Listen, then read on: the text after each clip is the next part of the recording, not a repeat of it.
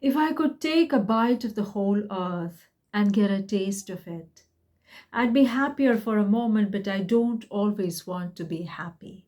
This is very well said. One must be unhappy now and then just to be able to be natural.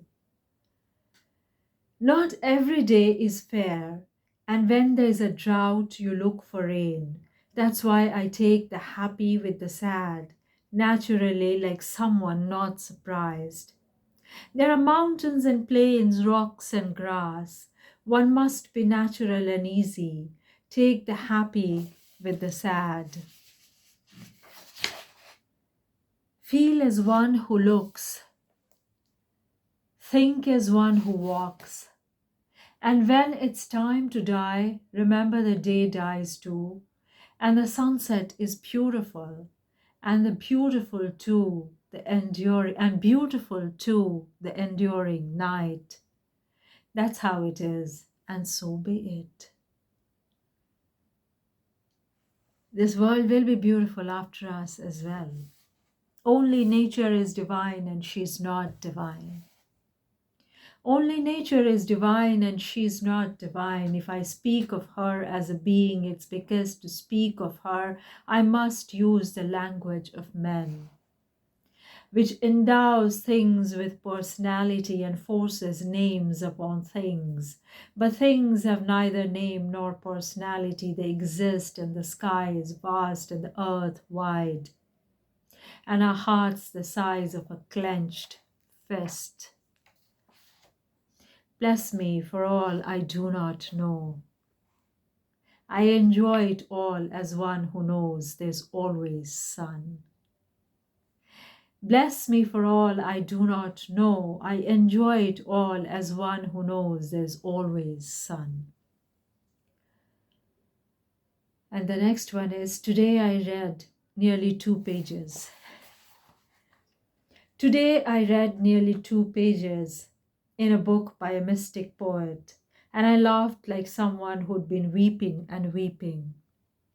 Mystic poets are sick philosophers, and philosophers are mad men. Because mystic poets say that flowers feel and say that stones have souls and rivers have ecstasies in moonlight. But flowers wouldn't be flowers if they felt anything. They'd be people, and if stones had souls, they'd be living things, not stones. And if rivers had ecstasies in moonlight, they'd be sick people. Only if you don't know what flowers, stones, and rivers are, can you talk about their feelings.